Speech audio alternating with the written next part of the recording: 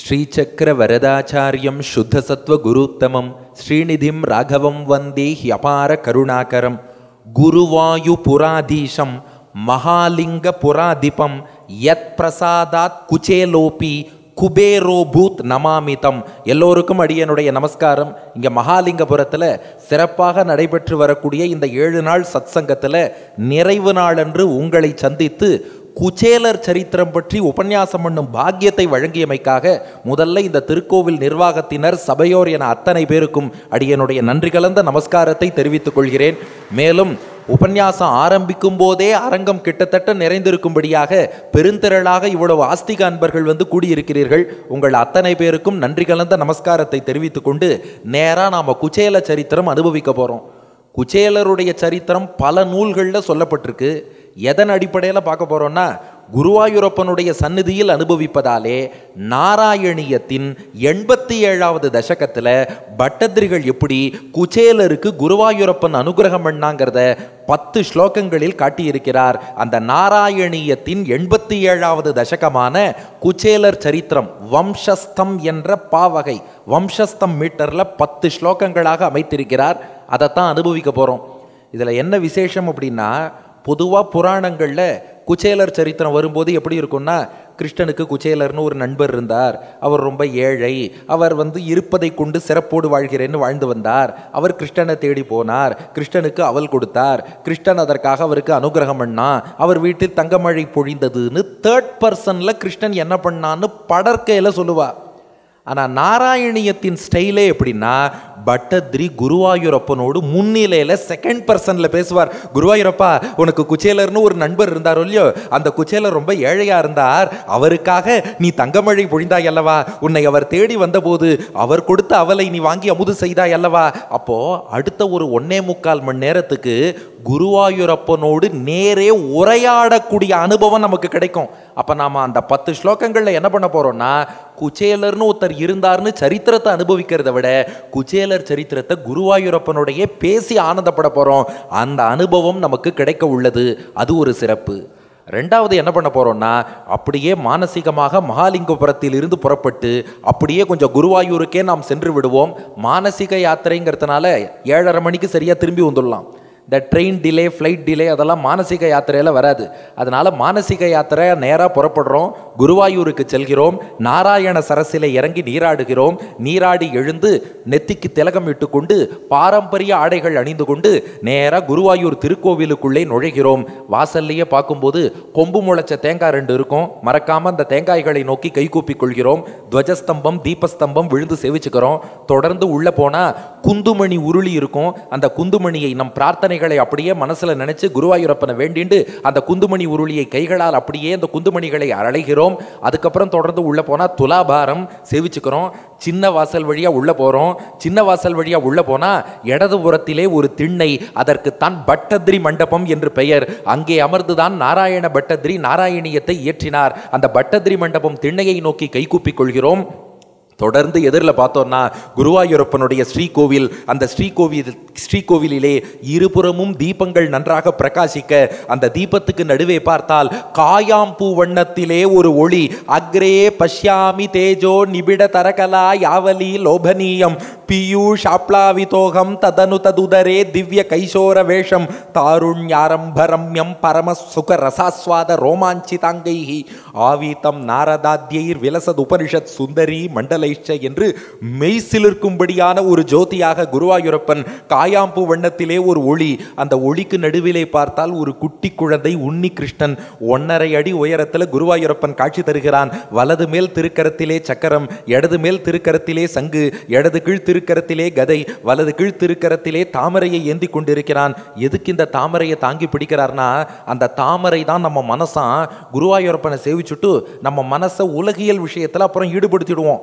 ஆனால் குருவாயூரப்பன் சொல்லிட்டான், என்கிட்ட வந்துட்டியோ இல்லையோ, நீயே வேற எங்கேயாவது போனாலும் உன் மனசை நான் விடமாட்டேன்னு சொல்லி மனசை அப்படி இழுத்து பிடிச்சு ஆனால் பகவானை இழுத்து பிடிச்சாலும் நம்ம தப்பிச்சு ஓடுறேம்போம். அதனால தான் என்ன பண்ணிட்டான், தாமரை தண்டை திருவடியால் இப்படி கவ்வின்ட்டான். உன் மனசு அங்கங்கே ஓடினாலும் நான் விடமாட்டேன்னு சொல்லி, இது எங்கள் பிராச்சாரியன் வில்லூர் சுவாமி ஸ்லோகம். நாலஸ்ய மூலம் சரணாங்குலிபியாம் பத்மம் பிரசூனம் கரபங்கஜேன கிருண்ணன் கிரகீதம் ஹிருதயாம்புஜம்னு மதியமாவே தயசீதி மன்யே. அந்த தாமரையின் நாளத்தையும் திருவடியால் பிடிச்சிண்டு, தாமரைங்கிற நம்ம மனசையும் இறுக்கி பிடிச்சிண்டு ஒரு 1.5 மணி நேரத்துக்கு அப்படியே குருவாயூர்ல இருந்து குச்சேலர் சரித்திரத்தை கேளுங்கோன்னு நம்ம மனசையெல்லாம் குருவாயூரப்பன் உள்ள தாமரைகளை எல்லாம் அவன் கையிலே இப்போது கைப்பற்றி விட்டான். இப்போது நம் உள்ள தாமரைகள் குருவாயூரப்பன் கையில் இருக்க, நாமே மானசீகமாக பட்டதிரி மண்டபத்துக்கு அருகில் இருக்க, குருவாயூரப்பனை எதிரில் இருக்க, அவனோடு பேசி குச்சேலர் சரித்திரத்தை அனுபவிக்க நீங்களும் தயாராக. இப்போ குச்சேலர் சரித்திரம் பார்க்க போறோம். இந்த 87வது தசகத்தை பட்டதிரி தொடங்கும் போதே என்ன பண்ணிட்டார், முதல் ஸ்லோகம் குச்சேல நாமான்னு குச்சேலர் பேர்ல ஆரம்பிச்சார். உங்க எல்லாருக்கும் தெரிஞ்ச விஷயம், நாராயணியம் என்பது பாகவதத்தின் சாரம். பாகவதத்தில் சுகபிரம்மம் பரீட்சித்துக்கு என்ன சொன்னாரோ அதைத்தான் கான்சைஸா 1000 ஸ்லோகத்துக்குள்ள பட்டதிரி பாடினார். பாகவதத்தில் இதே குச்சேலர் சரித்திரம் எப்படி ஆரம்பிக்கிறதுனா, கிருஷ்ணஸ்ய ஆசீத் சகா கஷ்டித்துன்னு கிருஷ்ணன்னு ஆரம்பிக்கும். ஆனால் பட்டதிரி என்ன பண்ணிட்டார், குருவாயூரப்பனுக்கு நாராயணியம் சொல்லும்போது குச்சேல நாமா குச்சேலர்னு ஆரம்பித்தார். பாகவதத்தில் கிருஷ்ணன்னு ஆரம்பிக்கிறது, நாராயணியத்தில் குச்சேலர்னு ஆரம்பிக்கிறது. என்ன காரணம்னா, பெரியோர்கள் ரசித்து சொன்னா, பாகவதம் பரீட்சித்துங்கிற பக்தனுக்கு சுகபிரம்மம் சொல்கிறார். பக்தனுக்கு எப்போதுமே பகவன் நாமாவை சொல்லி ஆரம்பித்தாதான் பிடிக்கும். பரீட்சித்து பக்தன், அதனால் அவனுக்கு கிருஷ்ணன்னு பகவன் நாமாவை சொல்லி ஆரம்பிச்சுட்டார் சுகபிரம்மம். ஆனால் நாராயணியத்தை பட்டதிரி சொல்ல யார் கேட்டுன்னு இருக்கா, ஆடியன்ஸ் யாரு? குருவாயூரப்பன் தான் ஆடியன்ஸ். பட்டதிரி சொல்லின்னு இருக்கார், குருவாயூரப்பன் சிஷ்யனா இருந்து தலையாட்டி கேட்டுன்னு இருக்கான். பெருமாளுக்கு அவர் திருநாமத்தை சொல்றதை விட பக்தன் பேரை சொன்னா தான் ரொம்ப பிடிக்கும். அதனால இங்க லிசனராக குருவாயூரப்பன் இருப்பதாலே குச்சேலருங்கிற பக்தர் பேரை போட்டு ஆரம்பிச்சார். அப்ப அங்கே கேட்பவன் பக்தன் பரீட்சித், அதனால கிருஷ்ணன் பகவான் பேர்ல ஆரம்பிச்சார். இங்கே கேட்பவன் பகவான் குருவாயூரப்பன், அதனால பக்தன் குச்சேலர் திருநாமத்தோடு முதல் ஸ்லோகம் தொடங்குகிறது. குச்சேல நாம பவதஸ் சதீர்த்யதாம் கதஸ்ஸ சாந்தீபனி மந்திரே த்விஜஹ த்வதேக ராகேண தனாதி நிஸ்பிருகஹ தீனானி நின்யே பிரசமீ கிருஹாஸ்ரமீ. குச்சேல நாமா, குருவாயூரப்பா உனக்கு முன்னொரு நண்பர் ஒருத்தர் இருந்தார்ப்பா, குச்சேல நாமா. அவருக்கு குச்சேலர் குச்சேலர்னு பேர். குச்சேலர் அப்படின்னா என்ன அர்த்தம்னா, கு அப்படின்னா கிழிந்தன்னு அர்த்தம், சேலைன்னா ஆடைன்னு அர்த்தம். இன்னைக்கும் புடவைய சேலை சேலைன்னு சொல்றோம் இல்லையா, சேலைன்னா ஆடை. கூச்சேலர்னா கந்தல் ஆடை, கிழிஞ்ச ஆடைன்னு அர்த்தம். அவர் கிழிந்த ஆடையே அணிந்து அணிந்து அணிந்து அணிந்து அவருக்கு பேரே கூச்சேலகா, கந்தல் ஆடை கிழிந்த ஆடைன்னே பேர் வந்துருத்தான். சில பேர் கண்ணாடி போட்டுன்னு வந்தா கண்ணாடி வந்துட்டான் அப்படின்பா. அவர் கண்ணாடியே அவருக்கு அடையாளமாக இருப்பதால் அவரையே நம்ம கண்ணாடி வந்துட்டார் பாருங்கிறோம். அதுபோல இந்த கந்தல் ஆடை என்பதை அடையாளமாக இருப்பதாலே குத்சிதம் சேலம் அஸ்ய இதி குச்சேலகா. சான்ஸ்கிரிட் கிராமர்ல விளக்கிறா. குத்சிதம் கிழிந்து போன, சேலம் ஆடையை அஸ்ய இவருடையதாக அணிந்து கொண்டு இருப்பதாலே குச்சேலகா, அவருக்கு குச்சேலர்னே பேர் வந்துருத்தான். அப்போ கிழிந்த ஆடை அணிந்ததால் குச்சேலர், அவருக்குன்னு ஒரு பேர் இருக்குமே, அவருக்கு என்ன பேருனா சுதாமா என்பது தான் அவருடைய பேராம். ஆனால் சுதாமா என்ற பெயர் மறைந்து குச்சேல நாமா, குச்சேலர் குச்சேலர் என்றே அழைக்கப்பட்டார். சுதாமாங்கிற பேர் போயிடுத்து. சுதாமான்னு சொல்றோமே, சுதாமான்னா என்ன அர்த்தம்? சுத்தாமா இல்லை, 4வது தா கிடையாது, 3வது தா, சுதாமா. தாமனா கயிறுன்னு அர்த்தம், சூனா நல்லன்னு அர்த்தம். சுதாமானா நல்ல கயிறோடு கூடியவர், நல்ல கயிறு அணிந்தவர்னு அர்த்தம். பூணல் யஜ்ஞோபவீதம் இருக்கும் இல்லையோ, நமக்கெல்லாம் எப்படின்னா தாமா வெறும் கயிறு தான். ஏன்னா நம்ம காயத்ரி ஜபம் எவ்வளோ தூரம் பண்ணோம், இதை எவ்வளோ ஸ்ரத்தையோடு அனுஷ்டானம் பண்ணோம், எவ்வளோ ஞானத்தை வித்தியை வளர்த்துட்டோம் தெரியாது. நமக்கெல்லாம் தாமா ஏதோ கயிறு ஒன்று சுற்றின்னு இருக்கோம், இதை சுத்தலைன்னா நம்மளை ஒத்துக்க மாட்டா, அதுக்காக ஒரு கயிறுன்னு இருக்கு. ஆனால் குச்சேலர் அப்படிப்பட்டவர் கிடையாதான். சுதாமா நல்ல யஜ்ஞோபவீதம், நல்ல கயிறு, அவருக்குத்தான் அது நல்ல கயிறு, அவருக்குத்தான் அது நல்ல யஜ்ஞோபவீதமாக இருந்ததான். ஏன்னா யஜ்ஞோபவீதத்துக்கே என்ன பவர்னா, தினந்தோறும் சந்தியாவந்தனம் பண்ணும்போது காயத்ரி மந்திரத்தை ஜபம் பண்ணணும். அந்த காயத்ரி ஜபம் நன்னா பகவானை தியானம் பண்ணி காயத்ரி சொல்ல சொல்ல சொல்ல சொல்ல அந்த தபஸெல்லாம் இந்த பூணல்ல தான் தங்கி குடிகொள்ளுமா. அந்த தபஸ் மொத்தமும் ரெபாசிட்டரியாக இருப்பது எதுன்னா இந்த பூணல். அதில் எல்லா தபஸும் தங்கி அது நமக்கு ஒரு பெரிய ரக்ஷை பாதுகாப்பாக இருக்கும். குச்சேலர் என்ன பண்ணுவாராம், தினந்தோறும் அந்த காயத்ரி மந்திர ஜபம் சந்தியாவந்தனம் பண்ணும்போது காயத்ரியை ஜபிப்பாராம். ஜபித்து அந்த மொத்த தபஸும் அவருடைய அந்த தாம நூலில் ஏறியதாலே சுதாமா, நல்ல கயிறு அணிந்தவர். அதுவும் நம்மளை போல குச்சேலர் காயத்ரி ஜபம் பண்ண மாட்டாராம். நாம இருந்தால் என்ன பண்ணுவோம், அவசரமா பா ரொம்ப அவசரம், இன்னைக்கு 28 வேண்டாம் 10 காயத்ரி சொல்லிட்டு கிளம்பு, அடுத்த வேலையை பாரு. குச்சேலர் அப்படி கிடையாதான். அவர் என்ன பண்ணுவாராம், அந்த காயத்ரி மந்திரத்தை சொல்லும்போது காயத்ரியால் சொல்லப்பட்ட பகவானை தியானம் பண்ணுவாராம். அவருக்கு என்ன சௌகரியம்னா, கிருஷ்ணனையே நேரில் செவிச்சிருக்காரு இல்லையா, காயத்ரியின் ஒவ்வொரு எழுத்தையும் கொண்டு இவர் கிருஷ்ணனை தியானம் பண்ணுவாராம். எப்படின்னா, காயத்ரி மந்திரம் சொல்லும்போது முதல்ல பிரணவம் சொல்லுவா, அதுக்கப்புறம் பூர்புவ சுவகான்னு வரும். முதல்ல பிரணவத்தை சொல்லும்போது குச்சேலர் அப்படியே தியானிப்பாராம். பிரணவம் ஓம்காரம், அதை 3 எழுத்தா பிரிக்கிறோம். ஆ உ மா 3 சேர்ந்தா பிரணவம். பிரணவம் என்பது 3 எழுத்து. ஏன்னா 3 எழுத்துனாலே எப்போதுமே ஃபேமஸ். நம்ம தமிழ்நாடு கூட பாருங்க, எப்போதுமே ஏதாவது 3 எழுத்து கண்ட்ரோலில் தான் இருக்கும். அது திரைத்துறையோ அரசியல் துறையோ எங்கே பார்த்தாலும் 3 எழுத்தும்பா. ஓம்காரம் பிரணவமே 3 எழுத்து. இந்த பிரணவத்தின் 3 எழுத்து என்ன சொல்றதுன்னா, ஆ உ மால ஆ என்றால் பரமாத்மான்னு அர்த்தம், மா என்றால் ஜீவாத்மா நாமோன்னு அர்த்தம். ஊ என்ன சொல்றதுன்னா, அந்த பரமாத்மாவுக்கு மட்டுமே இந்த ஜீவாத்மா அடிமை, அதைத்தான் ஊ சொல்றதான்.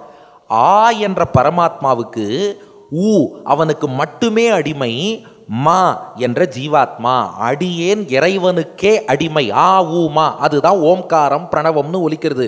குச்சேலர் என்ன பண்ணுவாராம், அந்த ஓம்காரம் பிரணவத்தை சொல்லும் போதெல்லாம் கிருஷ்ணன் ஆ பரமாத்மா, அடியேன் மா ஜீவாத்மா குச்சேலன், ஊ கிருஷ்ணனுக்கே நான் அடிமை, கிருஷ்ணனுக்கே அடிமை, கிருஷ்ணனுக்கே அடிமை குச்சேலன் பிரணவம். அந்த ஓம்காரத்தை நாம் எவ்வளோ வேகமாக சொல்லிட்டு போவோம். குச்சேலர் ஓம்காரத்தை தாண்டறதுக்குள்ள கிருஷ்ணனை தியானம் பண்ணி தன்னையும் நினச்சிட்டு கிருஷ்ணனுக்கே நான் அடிமைன்னு சொல்லுவாராம். அதுக்கப்புறம் பூர் பூவ சுவஹான்னு வருது. பூஹு, இந்த உலகத்தை படைத்த காரண பொருள் கிருஷ்ணன். பூஹு என்றால் இந்த இடத்துல காரண பொருள்னு அர்த்தம். நம்ம ஆச்சாரியர்கள் காயத்ரிக்கு ரொம்ப ஆராய்ந்த அர்த்தம் சொல்லியிருக்கா. இன்டர்நெட்டில் காயத்ரிக்கு வேறு அர்த்தம் இருக்கும், ஆனால் ஆச்சாரியர்கள் காட்டும் அர்த்தத்தை அடியேன் சொல்கிறேன். பூஹு, இந்த உலகத்தை படைத்த காரண பொருளாக இருப்பவன் பகவான், தியானம் பண்ணுவாராம். கிருஷ்ணன் தான் உலகை படைத்தான், உலகை படைத்தவன் கண்ணன், தியானம் பண்ணுவாராம். அதுக்கப்புறம் புவஹா, புவஹானா ஆதாரமாக இருப்பவன். கிருஷ்ணன் தான் உலகத்துக்கே ஆதாரமாக இருந்து உலகத்தெல்லாம் தாங்கின்னு இருக்கான். கிருஷ்ணன் தான் உலகுக்கு ஆதாரம், புவஹா. அடுத்து சுவஹா, சுவஹானா உள்ளிருந்து இயக்குபவன் அர்த்தம். சுவஹா, எல்லா பொருளுக்குள்ளும் கிருஷ்ணன் இருக்கான். உடல் மிசை உயிரென கரந்தெங்கும் பரந்துளன் இருந்து எல்லாரையும் கண்ட்ரோல் பண்ணி இயக்கின்னு இருக்கான். சுவஹா. பூஹு, அவன்தான் உலகை படைத்தான். புவஹா, அவன்தான் தாங்கி காப்பாத்துறான். சுவஹா, அவன்தான் உள்ளிருந்து இயக்குகிறான். பிரணவம் பூர்புவ சுவஹா ஆச்சு. அப்புறம் சொல்றார், தத் சவிதுர் வரேண்யம் பர்கோதேவஸ்ய தீமகிங்கிறார். தத்து, இந்த இடத்துல தத்துனா வளர்ப்பவன், பக்தியை வளரச் செய்பவன். கிருஷ்ணனை தரிசிக்க தரிசிக்க, நம்ம குருவாயூரப்பன் திருமேனியை தியானிக்க தியானிக்க பக்தி வளர்றது, பக்தியை வளர்த்து கொடுப்பவன் தத்து. சவிதுஹு, இந்த உலகத்தை படைத்த அந்த இறைவன் கண்ணன் இருக்கானே அவனுடைய வரேண்யம், அவன் திருமேனி இருக்கே, வரேண்யம்னா ஈர்ப்பதுன்னு அர்த்தம். எல்லார் மனசையும் ஈர்த்துடுறது. கிருஷ்ணனை பிடிக்காதுன்னு யாருமே சொல்ல மாட்டா. ஒருத்தர் சொன்னாரே, கண்ணா கருமை நிற கண்ணா, உன்னை காணாத கண் இல்லையே, உன்னை மறுப்பார் இல்லை கண்டு வெறுப்பார் இல்லை. அவனை யாராலையும் வெறுக்க முடியாது, எல்லாரையும் ஈர்த்துடுறான். வரேண்யம். பர்கஹா, பர்கஹான்னா ஒளி வீசுறதுன்னு அர்த்தம். அவன் திருமேனி பளபளர் பிரகாசித்து ஒளி வீசி கொண்டு இருக்கிறது. தேவஸ்ய, தேவன்னா விளையாடுபவன் அர்த்தம். திவ்னா விளையாட்டு, தேவன்னா விளையாடுபவன். விளையாட்டாகவே உலகின் நிர்வாகத்தையே பண்ணிட்டு இருக்கானே. நமக்கு ஒரு வீட்டை நிர்வாகம் பண்ண கஷ்டமா இருக்கு, அவர் உலக நிர்வாகத்தையே விளையாட்டா பண்ணிட்டு இருக்கார். தீமகி, அப்படிப்பட்ட இறைவனை உள்ளத்தில் வைத்து போற்றுகிறேன். அப்போ தத்து, பக்தியை வளர்க்கக்கூடிய கிருஷ்ணன். சவிதுகு, உலகத்தை படைத்த கிருஷ்ணன். வரேண்யம், எல்லோரையும் ஈர்க்கும் கிருஷ்ணன். பர்கஹா, அவன் திருமேனி ஒளி. தேவஸ்ய, விளையாடும் கிருஷ்ணனின் திருமேனி ஒளியை. தீமகி, கிருஷ்ணனை உள்ளத்தில் வைத்து போற்றுகிறேன். அவன் என்ன பண்றான், தியோ யோ நகா பிரச்சோதயாத்து. நகா என்னுடைய, தியகா புத்தியை, பிரச்சோதயாத்து நல்வழியில செலுத்துறான். கிருஷ்ணனை தியானிக்க தியானிக்க நம் புத்தியை நல்வழியில் ஈடுபடுத்துகிறான். ஒரு காயத்ரி சொல்றதுக்கு இவ்வளோ நேரமா? ஒரு காயத்ரி சொல்லணும்னா, குச்சேலன் கிருஷ்ணனுக்கே அடிமை. கிருஷ்ணன் உலகை படைத்தான், ஆதாரமாக இருந்து காக்கிறான், எல்லா இடத்திலும் பரவி எல்லாவற்றையும் இயக்கி கொண்டிருக்கிறான். அந்த கண்ணன், உலகத்தை படைத்த அந்த கண்ணன், பக்தியை வளர்க்கும் கண்ணன், ஒளிமிக்க கண்ணன், எல்லோரையும் ஈர்க்கும் கண்ணன், விளையாடும் கண்ணன், அவனை உள்ளத்தில் வைத்து அவன் திருமேனி ஒளியை தியானிக்கிறேன், அவன் என் புத்தியை நல்வழியில் செலுத்தட்டும். இப்படி காயத்ரியை சொல்லி சொல்லி சொல்லி சொல்லி அந்த தபசு பகவத் தியானத்தோடு கூடிய காயத்ரி. நமக்கெல்லாம் வாய் ஒன்று சொல்லின்னு இருக்கோம், முணுமுணுத்துன்னு இருக்கோம், மனசு UK US அங்கே இங்கேன்னு போயிட்டே இருக்கும். ஆனால் இப்படி பகவானை தியானித்து காயத்ரி சொல்லி சொல்லி அந்த தபஸெல்லாம் எங்கே சேர்ந்ததுன்னா இந்த தாமம்ங்கிற பூனலில் போய் கலெக்ட் ஆச்சான். அதனால சுதாமன்னு பேர் வந்ததாம். அவருக்கு இயற்பெயரும் சுதாமன்னு வச்சுட்டா, அது காரண பெயராகவும் நல்ல பூனல் அணிந்தவர் சுதாமன் என்று திருநாமம் பெற்றார். ஆனால் மனிதர்களின் இயல்பு என்னென்னா, ஒருத்தர்கிட்ட எது பாசிட்டிவாக இருக்குங்கிறத மனிதன் பார்க்கவே மாட்டான், என்ன நெகட்டிவ்ங்கிறத தான் சொல்லுவான். நீ 99 விஷயம் என்ன பண்ணாலும் அதை பற்றி பேச மாட்டான். ஒன்றே ஒன்று எங்கேயாவது தப்பு பண்ணியிருப்போம், அந்த தப்பை பற்றி தான் பேசுவான். இவருக்கு யஜ்ஞோபவீதம் பூணல் அவ்வளோ தூய்மையாக இருக்குது, சுதாமன்னு பெயர் பெற்றவர். ஆனால் மக்கள் தூய யஜ்ஞோபவீதத்தை வச்சு அவரை கூப்பிடலையாம், வஸ்திரம் அழுக்கா இருக்குன்னு குச்சேலன்னு கூப்பிட்டாலும். அதான் குச்சேல நாமா, பட்டத்ரி குச்சேல நாமான்னு சொன்னதுக்குள்ளே உள்ள ரகசியம் இருக்குது. அவருக்கு சுதாமன்னு பேர் இருக்குது, அதுக்குள்ளே ஆழ்ந்த அர்த்தம் இருக்குது. நிறையா காயத்ரி ஜபம் பண்ணி தூய யஜ்ஞோபவீதத்தோடு கூடியவர், பூணல் நன்னா அணிஞ்சவர்னு அர்த்தம் இருக்குது. ஆனால் ஜனங்கள் இப்படின்னா அவன் நல்லதையே பார்க்க மாட்டா, இவன்கிட்ட எது தோஷம்னு தான் பார்ப்பா. ஒருத்தனுக்கு காது நன்னா இருக்கும், மூக்கு நன்னா இருக்கும், வாய் நன்னா இருக்கும், கண்ணு மட்டும் கொஞ்சம் கோணலாக இருக்கும், நன்னா இருக்கிறத விட்டுடுவான், ஏன் 1.5 கண்ணுன்னு கூப்பிடுவான். நீ அவனை 1.5 கண்ணுன்னு கூப்பிடுறியே, அவன் உடம்புல மிச்சம் இவ்வளோ உறுப்பு நன்னா இருக்கேன்னா மனுஷங்கண்ணுக்கு அதெல்லாம் தெரியாது. ஆனால் பகவான் எப்படின்னா, நம்மக்கிட்ட 1000 தோஷம் இருந்தாலும் அதுக்குள்ளேயும் ஒரு நல்லது இருக்கான்னு பார்த்து அனுகிரகம் பண்ணக்கூடியவன் பகவான். அதுதான் அவனுக்கும் நமக்கும் உள்ள வித்தியாசம். ஜனங்கள் என்ன பண்ணிட்டா, சுதாமன் என்னும்படி தூய பூணல் அணிந்திருந்தாலும் அந்த பூணலை விட்டுட்டான். மேலே போட்டிருக்க வஸ்திரம் எப்படி இருக்கு, கிழிஞ்சிருக்கு. கிழிஞ்ச சேலன் வஸ்திரம் அணிஞ்சிருக்கார், குச்சேலர் குச்சேலர்னு கூப்பிட்டுட்டா. அப்போ மனிதர்கள் யாரும் உள்ளத்தை பார்க்கறது இல்லை, அவர் தபஸ் என்னன்னு பார்க்கறது இல்லை, அவரோட மனசுல என்ன இருக்குன்னு பார்க்கறது இல்லை. ஆள் பாதி ஆடை பாதின்னு ஆடைய பார்த்து ஒருத்தனை ஜட்ஜ் பண்ணி குச்சேல நாமா குச்சேல நாமா குச்சேல நாமா குச்சேலர் என்றே அவரை அழைத்தார்கள். அந்த குச்சேலர் பண்ண பாக்கியம் என்னன்னா, பட்டதிரி மேல வர்ணிக்கிறார். பவத சதீர்த்தியதாம் கதஸ்ஸ சாந்தீபனி மந்திரே. குருவாயூரப்பா, பவதஹா உனக்கே சதீர்த்தியதாம் கதஹா. சதீர்த்தன்னா சக மாணவர், கிளாஸ்மேட்டுன்னு அர்த்தம். சதீர்த்தியதாம் கதஹா, குருவாயூரப்பா உனக்கே சக மாணவராக கிளாஸ்மேட்டா இருக்கக்கூடிய பாக்கியத்தை பெற்றார். எங்கே? சாந்தீபனி மந்திரே. சாந்தீபனிங்கிற ஆச்சாரியன் உஜ்ஜைன்ல அவருடைய பாடசாலையில் தான் கண்ணனும் பலராமனும் பயின்றார்கள். அந்த பாடசாலையில் கிருஷ்ணன் 64 நாள் பயின்றான். 64 நாள்லயே ஆயக்கலைகள் 64ஐயும் கற்று தேர்ந்தான். ஒரு நாளைக்கு ஒரு கலை, 64 நாள் 64 கலைன்னு கற்று தேர்ந்தான். அந்த சாந்தீபனி குருகுலத்தில் நீ படித்த காலத்தில் சாந்தீபனி மந்திரே இவரும் பவத சதீர்த்தியதாம் கதஹா உனக்கு சகமானவராக படிச்சிருக்கார். அப்ப எவ்வளவு நாள் பழக்கம்னா 64 நாள் பழக்கம். கிருஷ்ணனுக்கும் குச்சேலருக்கும் அவர் 12 வருஷம் குருகுல வாசம் பண்ணி படித்தார். அவர் 12 வருஷத்துல என்ன படித்தாரோ அதை 64 நாளில் கிருஷ்ணன் படித்து முடிச்சுட்டான். அப்போ அந்த 64 நாள் 2 பேருக்கும் பழக்கம் இருந்தது. அந்த குச்சேலர் யாருன்னா த்விஜஹா. பட்டத்திரி சாதிக்கிறார், த்விஜன்னா இருபிறப்பாளன் அர்த்தம். ஜானா பிறப்பு, த்விஜஹா என்றால் இருபிறப்பாளன். அதாவது அந்தணர் முதல்ல தாயின் கர்ப்பத்திலேருந்து ஒரு முறை பிறக்கிறார், அது முதல் பிறப்பான். அதுக்கப்புறம் பூணல் போட்டு காயத்ரி உபதேசம் வாங்குறாரே, அது 2வது பிறப்பு. அதனால த்விஜகா 2 பிறப்பு உள்ளவர். மொத்தம் 3 பேருக்கு த்விஜகான் பேரு. பல்லுக்கும் த்விஜகான் பேரு, பறவைக்கும் த்விஜகான் பேரு, அந்தணருக்கும் த்விஜகான் பேரு. பல்லு ஏன் த்விஜகா? அதுக்கும் 2 பிறப்பு. முதல்ல பால் பல்லுன்னு வரும், அது விழுந்துடும். அப்புறம் நிரந்தர பல் வரும், அதனால பல்லும் த்விஜகா.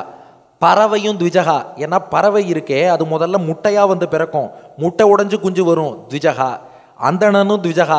என்ன காரணம்னா இவனும் தாய்மடியிலேருந்து முதல்ல ஒரு முறை பிறந்துடுறான், அப்புறம் பூணல் போடும்போது 2வது முறை பிறக்கிறான், அதனால த்விஜகா. இதை ஞாபகம் வச்சுக்கிறதுக்கு திருக்குடந்தை ஆண்டவன்கிற மகான் ஒரு கதை சொல்லுவார். ஜஸ்ட் உதாரணங்கள்லாம் ஞாபகத்துக்காக மட்டும் வச்சுட்டு மறந்துருங்கோ. Take it with a pinch of salt. பல்லுக்கும் த்விஜன்னு பேரு, அந்தணனுக்கும் த்விஜன்னு பேரு. என்ன காரணம்னா இந்த பல்லு இடுக்கில் ஏதாவது துரும்பு மாட்டி எடுத்துன்னு வச்சுக்கோங்களேன், நாக்கு சும்மா இருக்காது, அதை நெம்பி நெம்பி நெம்பி நெம்பி வெளியில தள்ளாம சும்மா விடாது. அது போலதான் பிராமணன்ட்ட மாட்டின்ற ரகசியமோ, இவனால சும்மா இருக்க முடியாது, நெம்பி நெம்பி யாராவது ஒருத்தன்ட்ட சொல்லணும்னு சொல்லிடுவான். பல்லும் துவிஜகா அந்தணனும் துவிஜகா, ஞாபகம் வச்சுக்கோங்க. இன்னொன்று, இந்த பறவை வருது இல்லையா, முட்டையிலேருந்து குஞ்சா வருது, 2 பிறப்பு, அதுக்கு பார்ப்புன்னு பேரு. அந்த முட்டையிலிருந்து 2வது பிறவி எடுத்து வரக்கூடிய பறவைக்கு பார்ப்புன்னு பேரு. இவனும் 2வது பிறவி எடுத்து வருவதாலே பார்ப்பான் என்று சொல்கிறார்கள். அது திட்டான்னு நினைக்க வேண்டாம். பறவைக்கு 2 பிறப்பு போல இவனும் பார்ப்பான்னு 2 பிறப்பு எடுத்து வரான். அதான் த்விஜகா. அந்த குச்சேலரானவர் தன்னுடைய தந்தையின் மூலமாக உபநயனமாகி காயத்ரி உபதேசமாகி இருபிறப்பாளனாகி அதுக்கப்புறம் சாந்திபனி குருகுலத்துக்கு வந்து இருபிறப்பாளனாக அங்கே 12 வருஷம் பயின்றவர். அந்த குச்சேலர் எப்படிப்பட்டவரான் பட்டதிரி வர்ணிக்கிறார். குருவாயூரப்பனோ காதுகளை பட்டத்திட்டு கேட்கறான், என் பக்தனை பத்தி ரொம்ப நன்னா சொல்றார் பட்டதிரி, மேல சொல்லு, குச்சேலனை பத்தி மேல சொல்லுங்கிறான். பட்டதிரி வர்ணிக்கிறார், த்வதேக ராகேண தனாதி நிஸ்பிருகா. குருவாயூரப்பா, த்வதேக ராகேண, அந்த குச்சேலருக்கு உங்ககிட்ட மட்டும்தான் ஈடுபாடு, வேற எதுலையுமே அவருக்கு நாட்டம் இல்லை. துவத் ஏக்க, உங்ககிட்ட மட்டுமே அவருக்கு ஏகாந்தமான பக்தி. கிருஷ்ணன் கிருஷ்ணன் கிருஷ்ணன், அவருக்கு எல்லாமே கிருஷ்ணன் தான். தனாதி நிஸ்பிருகா, தனம்னா செல்வம் பணங்காசு. தன நிஸ்பிருகா இல்லை, தன ஆதி நிஸ்பிருகான்னர். செல்வம் தொடக்கமான விஷயங்கள்ல அவருக்கு பற்று இல்லை. என்ன பணம் தொடக்கமாகனா என்ன? அதாவது பணத்தாசை இல்லாதவான்னு பூமியில இருப்பா, ஆனா பணத்தாசை இல்லாதவனுக்கு பதவி ஆசை இருக்குமா. பதவி ஆசை இல்லாதவன் இருப்பான், ஆனா அவனுக்கு புகழ்ல ஆசை இருக்குமா. புகழ்ல ஆசை இல்லாதவன் ஒருத்தன் இருப்பான், ஆனா அவனுக்கு ஆடை ஆபரணத்துல ஆசை இருக்குமா. இவர் தனாதி நிஸ்பிருகா, இவர் பணமும் வேண்டாம், புகழும் வேண்டாம், பதவியும் வேண்டாம், ஆடை ஆபரணமும் வேண்டாம், என் உணவு கூட வேண்டாம், எனக்கு உண்ணும் சோறு பருகு நீர் தின்னும் வெற்றிலையும் எல்லாம் கண்ணன். எனக்கு கிருஷ்ணன் இருக்கும்போது மற்ற எதிலையுமே நாட்டம் இல்லை. அவருடைய எல்லா புலன்களும், அவருடைய கண்கள் கிருஷ்ணன் திருமேனியத்தான் சேவிக்கும், காது கிருஷ்ணன் புகழத்தான் கேட்கும், தலை கண்ணன் திருவடியைத்தான் விழுந்து வணங்கும், மூக்கு கிருஷ்ணன் திருவடி துளசியை மோந்து பார்க்கும், நாக்கு கிருஷ்ணனுடைய திருநாமங்களை பாடும், நெஞ்சம் கண்ணன் திருமேனிய தியானம் பண்ணும், அவருடைய கரங்கள் தூமலர் தூவி கிருஷ்ணனை தொழும், அவர் கால்கள் கிருஷ்ணனை நோக்கி செல்லும். அப்படி தன்னை மொத்தமாக கிருஷ்ணனுக்கே அர்ப்பணித்து த்வதேக ராகேண தனாதி நிஸ்பிருகா, உங்ககிட்ட மட்டுமே ஈடுபட்டார் குருவாயூரப்பா. அதனால அவருக்கு பணம் புகழ் பதவி பட்டம் எதுலேயுமே நாட்டம் இல்லை. தினானி நின்யே, தினானி தன் வாழ்நாள்களை எல்லாம் நின்யே கழித்தார், வாழ்நாளை கழித்தார். எப்படி? பிரசமி, சாந்தமாக. சாந்தம்னா பெருசா ஆசாபாசம் இல்லை, இருப்பதை கொண்டு சிறப்போடு வாழ்கிறேன் என்ற எண்ணத்தில் தினானி நின்யே பிரசமி, சாந்தமான மனசோடு இருப்பதை கொண்டு நான் சிறப்போடு வாழறேன். இன்னைக்கு எனக்கு பகவான் என்ன கொடுத்துருக்கானோ இது அவன் பிரசாதம்.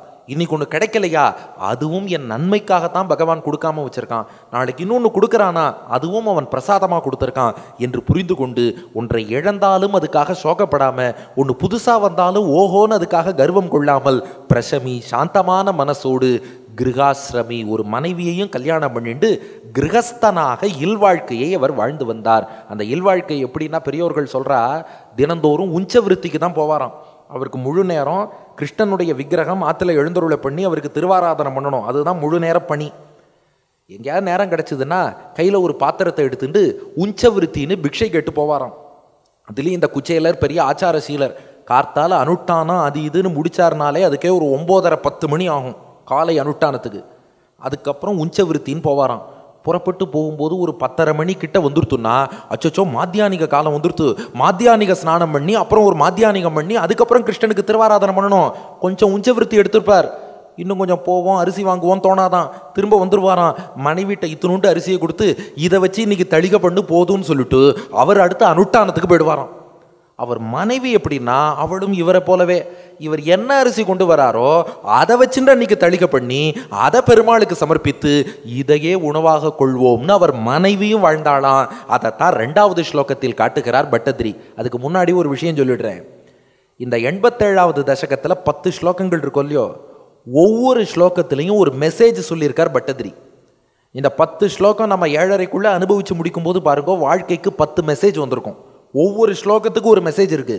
இந்த முதல் ஸ்லோகத்தில் உள்ள மெசேஜ் என்னன்னா, நம்ம மனசை மட்டும் பகவான்கிட்ட ஈடுபடுத்தி பகவானுக்கு கைங்கரியம் பண்ணிட்டு வாழ்ந்தோம்னா தானே மன நிம்மதியும் மன அமைதியும் நமக்கு வந்துடும். குச்சேலர் பாருங்க, அவருக்கு பணத்தாசையே இல்லை, கண்ட விஷயங்கள்ல ஆசை இல்லை.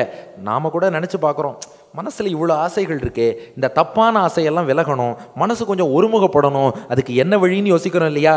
பகவான்கிட்ட மனசை ஈடுபடுத்தினா போகிறோம். பகவானிடம் மனத்தை ஈடுபடுத்தி அவனுக்கு தொண்டு செய்து வாழ்ந்தால் மற்ற ஆசைகள் தானே விலகும். எல்லாரும் சொல்கிறா வாழ்க்கையில் நிம்மதி தான் இல்லை. ஒரு கவிஞர் சொன்னார், 1000 தான் வாழ்வில் வரும், நிம்மதி வருவதில்லைங்கிறார். அந்த நிம்மதி வருவதற்கு என்ன வழினா, பகவானுக்கு கைங்கரியம் பண்ணிட்டு வாழ்ந்தா நிம்மதியை தேடி நாம் போக வேண்டாம், நிம்மதி நம்மை தேடி வரும். குச்சேலர் அதனால தான் வறுமையிலும் செம்மையாக வாழ்கிறேன் என்னும்படி. அவர்கிட்ட பணங்காசு இல்லாமல் இருக்கலாம், ஆனால் நிம்மதி நிறையா இருக்குது, மன நிறைவு நிறையா இருக்குது, கிருஷ்ணன் அனுபவித்த சந்தோஷம் நிறையா இருக்குது. இதுதான் முதல் ஸ்லோகத்தில் உள்ள மெசேஜ். இப்போ அப்படியே 2வது ஸ்லோகம். பட்டத்திரி குருவாயூரப்பனை பார்த்து சொல்ல ஆரம்பிக்கிறார், குருவாயூரப்பா, குச்சேலர் மட்டும் அப்படி இல்லை, அவர் மனைவியும் அவரை போலவே நல்ல வைராக்கியத்தோடு இருந்தாள். 2வது ஸ்லோகம். சமானசீலாபி ததீய வல்லபா ததைவ நோ சித்த ஜயம் சமேயுஷி கதாச்சிதூச்சே பத விருத்திலப்தயே ரமாபதி கிம்ன சகா நிஷேவ்யதே. சமானசீலா அப்பி ததீய வல்லபா. வல்லபான்னா மனைவி, ததீய வல்லபா குச்சேலருடைய மனைவி. அவள் எப்படிப்பட்டவள்னா சமான சீலா. சீலம் அப்படின்னா பண்பு, நடத்தை, ஒழுக்கம்னு அர்த்தம். சமானனா சமமான, நிகரான. சமான சீலா. குச்சேலர் எப்படி கிருஷ்ணனுக்கு கைங்கரியம் பண்ணணும், கிருஷ்ணனை சேவிக்கணும், அவனுக்கு திருவாராதனை பண்ணணும், அவன் குணங்களை அனுபவிக்கணும். செல்வம் வந்தா அனுபவிப்போம், வரலன்னா ரொம்ப சந்தோஷம், காசு வந்தா சந்தோஷம், வராட்டா ரொம்ப சந்தோஷம்னு இருப்பாராம். அவர் மனைவியும் சமான ஷீலாப்பி, இவரை போலவே நடத்தை, இவரை போலவே நல்லொழுக்கம், இவரை போலவே நற்பண்பு.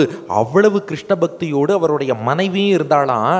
இவரை போலவே அவளுடைய சீலம் இருந்ததால தான் அவளை சுஷீலா சுஷீலான்னு கூப்பிட்டாலும். சீலம்னா நடத்தை, காண்டக்ட், கேரக்டர், ஒழுக்கம்னு அர்த்தம். சூனா நல்ல, இவரோ சூதாமன், நல்ல கயிறோடு நல்ல பூணலோடு கூடியவர். அவளோ சுஷீலா, நல்ல ஒழுக்கத்தோடு, இவருக்கு ஏற்ற நற்பண்புகளோடு கூடியவள். இவர் எப்படி இருக்கணுமோ அதே போல அவள் இருப்பாள், அவள் எப்படி இருக்காளோ அதே போல இவர் இருப்பார். 2 பேரும் அப்படி ஒத்து இல்வாழ்க்கையிலே வாழ்கிறார்கள். சமான ஷீலாபி ததீய வல்லபா. எவ்வளோ தூரம் ஒத்து போயிருந்தார்னா, இவர் தினந்தோறும் போய் உஞ்ச விருத்தின்னு கொஞ்சம் தான் கொண்டு வருவார், அடுத்து அனுட்டானோன்னு போயிடுவார். ஒரு வார்த்தை கேட்க மாட்டாளாம். ஏன் இன்னும் ஒரு 4 வீட்டில் போய் கொஞ்சம் அரிசியாவது வாங்கிட்டு வரலாம் இல்லையோ, ஏன் இத்தோட வந்தேள் கேட்க மாட்டாளாம். சரி சுவாமி கொடுத்தீரா, அதை கொண்டு போய் சமைக்கிறேன்னு சொல்லிட்டு அந்த அரிசியை வச்சு சாதம் வடித்து அந்த தளிகையை கிருஷ்ணனுக்கு நிவேதனம் பண்ணிவிட்டு அதுக்கப்புறம் ஆற்றுல குழந்தைகளுக்கு என்ன உணவு இருக்கோ அதை கொடுத்துருவாளாம். குழந்தைகள் சாப்பிட்டது போக மிச்சம் இருந்தால் குச்சேலர் சாப்பிடுவார். என்னைக்காவது தான் இருக்கும், இருந்தால் குச்சேலர் சாப்பிடுவார். குச்சேலர் சாப்பிட்டும் என்னைக்காவது மிச்சம் இருந்தால் அவர் மனைவி சாப்பிடுவாளாம். அதில் ஒருத்தர் கேட்டார், இந்த குச்சேலருக்கு 27 குழந்தைகள்னு சொல்கிறாளே. ஒருத்தர் எனக்கு உண்மையாக மெசேஜ் அனுப்பினார். குச்சேலருக்கு 27 குழந்தைகள் பிறந்திருந்தால் 27வது குழந்தை பிறக்கும்போது முதல் குழந்தைக்கு அட்லீஸ்ட் 27 வயதாவது ஆகியிருக்கணும். அப்படி இருக்கும்போது அவனே வேலைக்கு போய் சம்பாதிக்கக்கூடிய நிலைக்கு வந்திருப்பானே. அப்படி இருக்கும்போது குச்சேலர் குடும்பம் வறுமையில் இருக்கும்னா என்ன அர்த்தம்? கொஸ்டின் எப்படி? ஒரு குழந்தைக்கும் அடுத்த குழந்தைக்கும் 1 வருஷமாவது டிஃபரன்ஸ் இருக்கணும் இல்லையா? 27 குழந்தை பிறந்திருக்குன்னு உபன்யாசம் பண்ணுறேளே, அப்போ முதல் குழந்தைக்கு மினிமம் 27 வயசாயிருக்கணும். என்ன தெரியுமா விஷயம்? எந்த புராணத்திலையும் குச்சேலருக்கு 27 குழந்தைன்னு சொல்லவே இல்லை. 27 நட்சத்திரம் பேரை வச்சுட்டா அப்படின்லாம் வேற சொல்கிறா. அப்படியெல்லாம் எந்த புராணங்களிலும் பிரமாணம் கிடையாது. குச்சேலருக்கு குழந்தை இருந்துதா இல்லையாங்கிறதுக்கே பிரமாணம் இல்லை. பாகவதத்தில் சீதத்தே தே குடும்பினே, குடும்பின்னு சொல்லியிருக்கு. குடும்ப வாழ்க்கை வாழறார். சரி, மனைவியும் கணவனும் இருந்தாலும் குடும்பம் தான், மனைவி கணவன் குழந்தைகளோடு இருந்தாலும் குடும்பம் தான். சரி, குழந்தைகள் ஒருத்தர் 2 பேர் இருந்தான்னு வேணா புரிஞ்சுக்கலாமே ஒழிய அதுக்காக 27 குழந்தைகள்னு அர்த்தம் இல்லை. குழந்தையே இல்லாமல் இருந்ததுன்னு சொல்றதுலையும் சுவாரஸ்யம் இல்லை. தன் பக்தனுக்கு நல்ல வாழ்வு பகவான் கொடுத்துருப்பான். அதனால குழந்தைகள் அளவோடு இருந்தாங்கிற அளவில் நாம் புரிஞ்சுக்கலாம். அதனால மனைவி என்ன பண்ணுவாளாம், முதல்ல குழந்தைகள் சாப்பிட்றட்டும், முதல்ல என்ன கொண்டு வந்திருக்காரோ அதை பெருமாளுக்கு நிவேதனம், குழந்தைகள் சாப்பிடட்டும், அதுக்கப்புறம் மிச்சம் மீதி இருந்தால் கணவர், இவளுக்கு அவரோட வைராக்கியம், நீங்கள் சாப்பிடுங்கன்றுவோம். அவர் சாப்பிட்டு என்னைக்காவது மிச்சம் இருந்தால் அதுக்கப்புறம் சாப்பிட்றேன் பாலாம். இப்படி பட்னி கிடந்தே உடல் வாடி போனதால க்ஷுத்க்ஷாமான அவளுக்கு பேராம். பாகவதத்தில் குச்சேலர் மனைவிக்கு கொடுக்கப்பட்ட ஒரே பேர் என்னன்னா க்ஷுத்க்ஷாமா. க்ஷுத்துனா பசி, க்ஷாமானா இழைச்சு போனவோ. க்ஷுத்க்ஷாமா, பசியாலேயே மெலிந்து இழைச்சு போனவள். குச்சேலராவது ஆடை தான் கந்தலா இருக்கும். இது பாருங்க எவ்வளவு அழகா நம்முடைய இதிகாச புராணங்கள்ல வர்ணிக்கிறான்னு. குச்சேலர் அட்லீஸ்ட் திருமேனிக்காவது அவருக்கு பிரசாதம் கிடைச்சி ஏதோ சாப்பிட்டுட்டார். அவருக்கு ஆடை தான் கிழிஞ்சிருக்கு, இவளுக்கோ மேனியே மெலிஞ்சு எலும்பும் தோலுமா க்ஷுத்து க்ஷாமா பசியிலே அப்படி இழைச்சு வாடி போனவளாக அவருடைய மனைவி இருக்காளாம். அவ்வளோ வைராக்கியம் இருந்தாலும் ஒரு விஷயம் சாதிக்கிறார் பட்டத்ரி. ததைவனோ சித்தஜயம் சமேயுஷி, ததைவ குச்சேலர் அளவுக்கு ந சித்தஜயம் சமேயுஷி, குச்சேலர் அளவுக்கு அவன் மனசை ஜெயிக்கலையாம். அது என்ன மனசை ஜெயிக்கிறது? ஒரு நாளைக்கு அரிசியே கிடைக்கலன்னு வச்சுக்கோங்களேன், குச்சேலர் திரும்பி வருவாராம். வருத்தம் கவலையெல்லாம் கிடையாது, மனைவிட்ட சொல்லுவாராம், இன்னைக்கு பார்த்தேன் அரிசி ஒன்றும் கிடைக்கல, கவலைப்படாத, பகவன் நாமாவையே இன்னைக்கு உணவாக சாப்பிட்ருவோன்ட்டு அவர் பாட்டுக்கு போயிடுவாராம். அந்த அளவுக்கு வைராக்கியம் கொண்டவர் குச்சேலர். மனைவிக்கு அவ்வளோ தூரம் வைராக்கியம் இல்லையா, அவள் என்ன பண்ணுவாளாம், நமக்கு பரவாயில்ல, குழந்தைகள் பாவம், குழந்தைகளுக்காவது உணவு வேண்டாமா, இவர் பாட்டுக்கு பகவன் நாமாவை சாப்பிட்டு கொண்டு போறாரே, குழந்தைகளுக்காவது உணவு இருந்தா நல்லா இருக்குமேன்னு குச்சேலர் அளவுக்கு இவன் மனசை ஜெயிக்கல. குச்சேலர் எந்த அளவு மனசை ஜெயிச்சுட்டார், சித்த ஜெயம் அப்படின்னா உணவே கிடையாதுனாலும் பா எல்லாரும் கிருஷ்ணா கிருஷ்ணான்னு பகவன் நாமாவை சொல்லுங்கோ, அதுதான் சாப்பாடுன்னு போயிடுவார். ஆனால் இவளுக்கு அந்த அளவுக்கெல்லாம் மனசை ஜெயிக்க முடியாது. ஏன்னா ஒரு தாய்ங்கிறவளுக்கு குழந்தை பட்டினி கிடக்கிறத பார்க்க முடியாது. நான் க்ஷுத்துக்ஷாமான்னு அழைச்சி போகிறேன், அதுக்காக குழந்தைகள் கஷ்டப்படணுமா? அதனால் அவள் யோசிச்சாலாம், ஏன் இவர் இப்படி கஷ்டப்படணும்? கிருஷ்ணனுக்கு நண்பர் தானே இவர் போய் கிருஷ்ணன்ட்ட உதவி கேட்கலாமே. நாம் ஏதோ அநியாயமாக கேட்கல, பேராசைப்பட்டு கேட்கல, நட்பை கொச்சைப்படுத்தலை, பக்தியை விலை பேசலை, உண்மையாக கஷ்டப்படுறோம்.